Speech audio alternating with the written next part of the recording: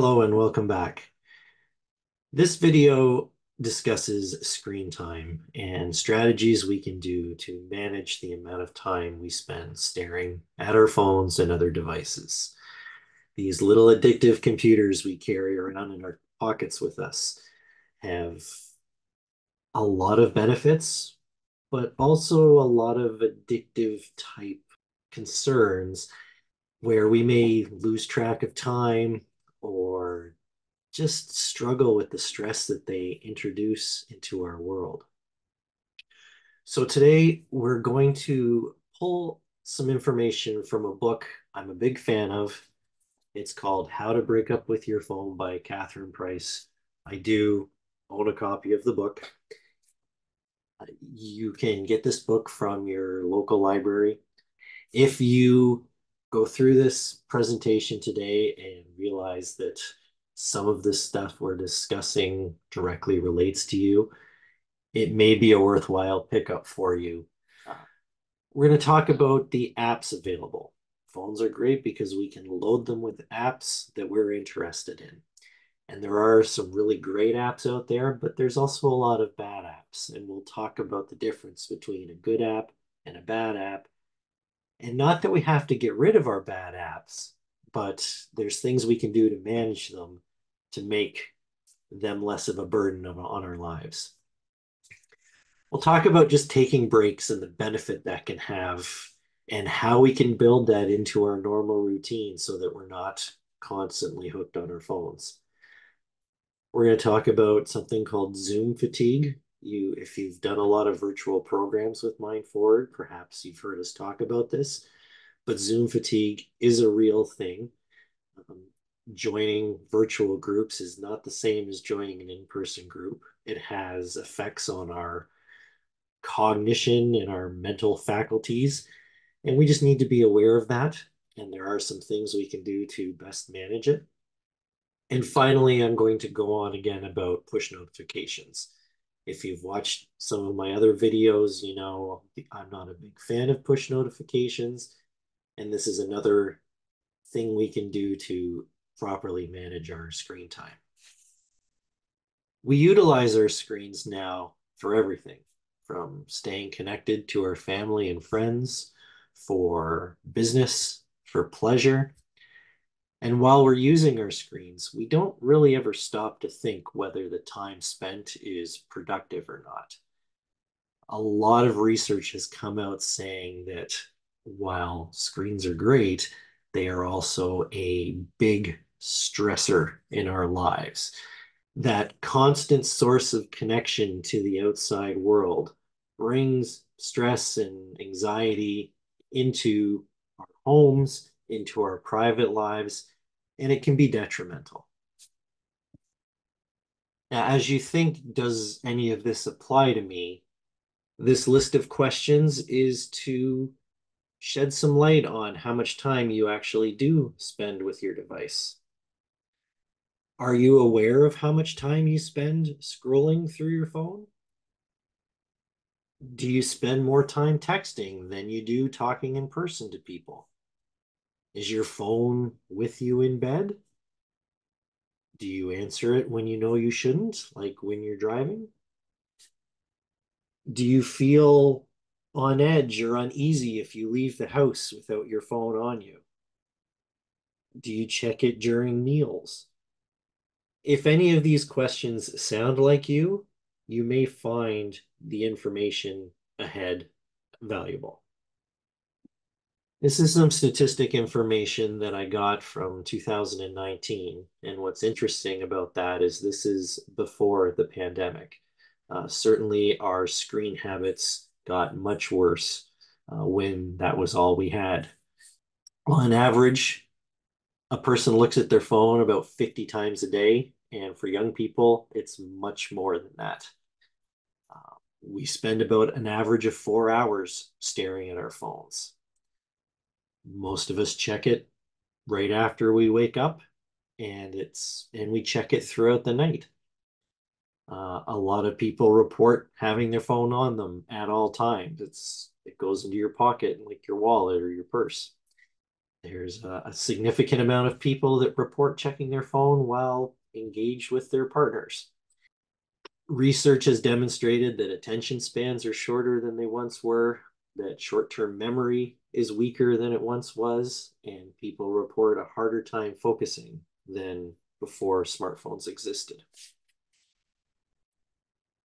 One of the reasons we spend so much time on our phones is because it's just so easy to access. They fit in our pockets. We put jewelry and devices on them that make them easier to fit in our hands. So some solutions that Catherine recommends are just making our devices less easy to access. Put your phone out of arm's reach when you're engaged with your family. At nighttime, charge your phone not on your nightstand, but across the room. If you wake up at night and you are have that compulsion to check your phone or to do something because you can't get back to sleep right away, try putting a book or a notepad or something to fidget with on your nightstand instead of your phone. Replace that behavior of checking your phone during the night. One of the big stressors with a phone is that news feed and having constant news come in. And definitely during the pandemic, when the news was pretty much all negative, having 24/7 access to news was a major source of stress. And the stress still remains now. So disabling things like your news feed on your phone is something you can do to restrict access to this negativity flowing into your world. The other reason we love our phones is because of the apps, all the little software programs we can download and entertain ourselves, educate ourselves, connect with each other. All the cool things our phones do are these apps. There's approximately 3 million of them available. These apps have been so well designed and thought out that they've turned our devices into an addiction. Every time those notification bells go off or the little icons light up and say there's something new with an app, we get excited. While there are apps that are beneficial, many apps have just become time wasters. We scroll through them as something to do. We play games far longer than we set out to do. We stream videos and read conversations and comment sections. And even worse, there's some apps that charge us money for the luxury to do this. When we think about managing apps on our device, we're going to get in this mindset of good apps and bad apps. And the trick when it comes to it is deciding if an app is something that is improving your life, which is a good app, or it's something that's stealing your attention, which is going to be considered a bad app. So some examples of good apps are things like the phone. The phone, even though we call these things our cell phones, the phone feature is really just an app on these devices. The camera, your email, using your phone for music, or doing your banking, booking your taxi rides, using it as a GPS device or a map, surfing the internet. These are examples of good apps which improve your life, make things more convenient. Examples of bad apps are things like games or news feeds or social media apps, video apps like TikTok or YouTube, shopping apps, dating apps. These are apps that traditionally steal your attention. A lot of notifications, a lot of time spent just mindlessly scrolling through them. Now, I'm not suggesting that you only keep good apps and you get rid of all your bad apps because we do want that opportunity to be entertained, to engage in social media, to connect with people. That's not what I'm saying here. But we want to set up these bad apps to be used when we want to use them and not when the app sends us a notification and tries to steal our attention. So one of the ways the book recommends that you do this is when you're setting up the apps on your phone turns on to a home screen. And usually you can swipe back and forth to other screens full of apps. And one thing the book suggests is on the home screen, keep all of the good apps. And these quote unquote bad apps, put them on a different screen. That little act of flipping on your phone, staring at it for a second, not seeing anything you want to use right away and turning it off. If you have one of these bad apps, you're just going to click on your phone because you're bored maybe and see TikTok there and go, okay, I'll watch some TikTok videos. But if you have to actively scroll through a screen or two to get to that TikTok app, you're less likely to start watching TikTok videos. So just making something a little less accessible, just like moving your phone in your home, means you're going to spend less time doing it.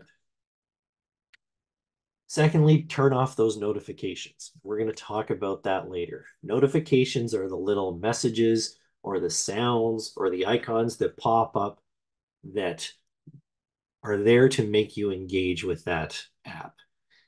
Facebook pinging every time somebody comments on one of your photos. You're going to open up Facebook and look at it. By turning those off, you spend less time. Another way you can manage time on news feeds or social media is to access these sites through your web browser instead of an app. This is the same less accessible concept that we mentioned earlier. If you have to log on to the internet to go to your Facebook page, as opposed to just clicking on the app for Facebook, you spend less time on Facebook. When you're evaluating good apps and bad apps on your phone and moving things around so that these bad apps are less accessible, use this as an opportunity to delete any apps that you may have on there that you're not using. Most apps are free, so there is no cost to download them again and reinstall them if you find you want them back later.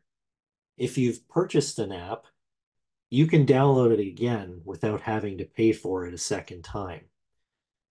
With things like games, your progress in that game usually isn't lost if you delete the app.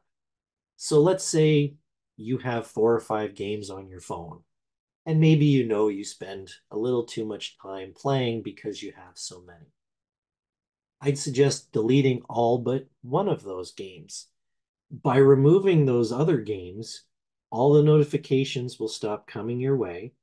And if you decide later on that you missed that game and want to play it again, most phones will save your progress. So if you were on level 500 of Candy Crush and you delete it and then decide you miss it and want it back, when you put it back onto your phone, often your progress will remain and you'll continue back on from where you left off. So now that we've optimized the apps on our phone, I want to talk a bit about taking a break from the device itself. And I'm not suggesting daily breaks or putting it down for the next month. I'm talking about building in times during your day when you're actively not going to use your phone. Think about meal times or in the evening when you're watching TV. Make a dedicated habit of disengaging from the device. Focus on the people you're eating with or the program that you're watching. At first, you might feel uncomfortable or uneasy, on edge because you don't have that comfort, that thing that has become part of your routine for so long. But what you'll find over time is that freedom from not being connected is actually empowering and refreshing. Another way to incorporate a break is during charging.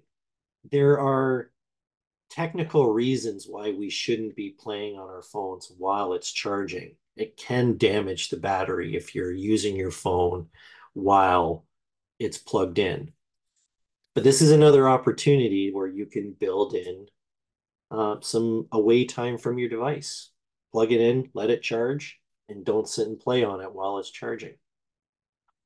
One of the reasons that we take these breaks is to kind of break that hold that our devices have on us. And there's a term called phubbing. And phubbing is when we are checking our phones in social situations where it's really not polite or appropriate to do that. If you're having a face-to-face conversation with your friend and your attention is averted because you're on your phone, this is called phubbing. And because we're so connected to our devices, we do this, and often we do it without realizing we're doing it. By introducing breaks into our tech time, that habit of phubbing or the social faux pas of looking at our phone, that connection starts to weaken, and the likelihood of us doing that begins to reduce. I like the idea that someone refers to it as it's like picking your nose. Nobody should have to watch you do that. And no one should have to watch you check your phone when they're trying to have a conversation with you. So give breaks a try. I speak about push notifications in quite a few of my videos, and that's because these invasions of our privacy disrupt our lives, steal our attention, and just distract us from things we should be doing.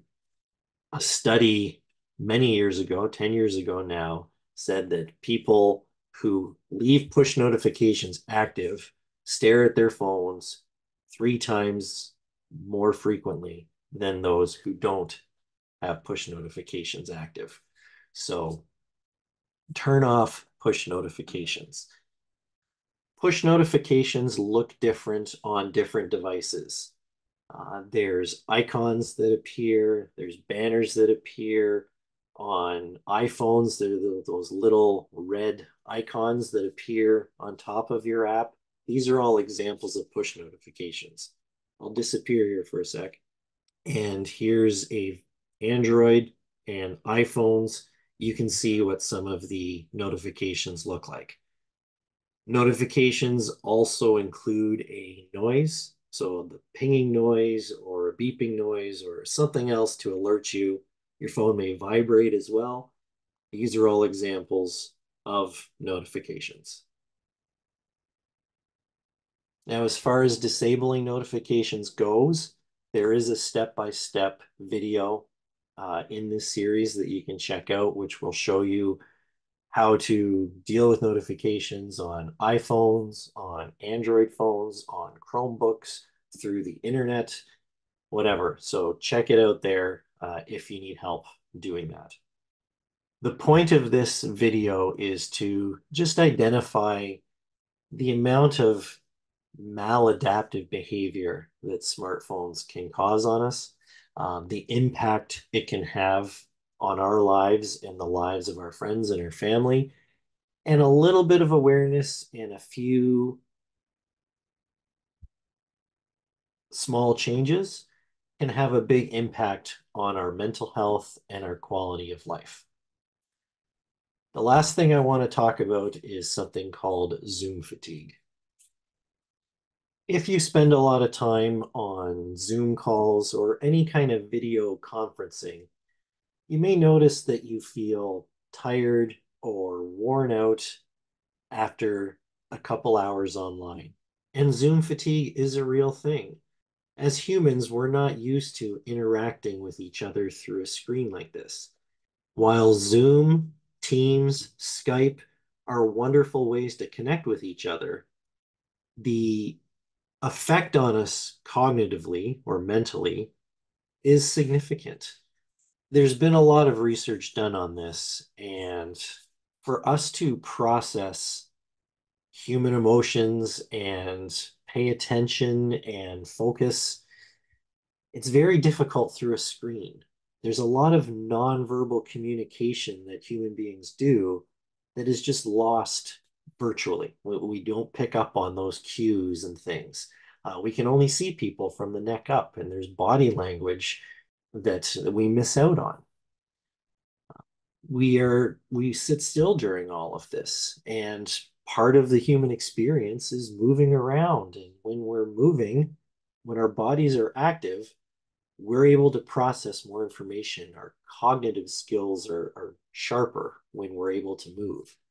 On Zoom and other platforms, we can see ourselves and we're aware of ourselves. In a normal conversation, we don't do that. We can't see how we look and focus on things in our appearance and our mannerisms. We're kind of paying attention to multiple things we don't normally look for.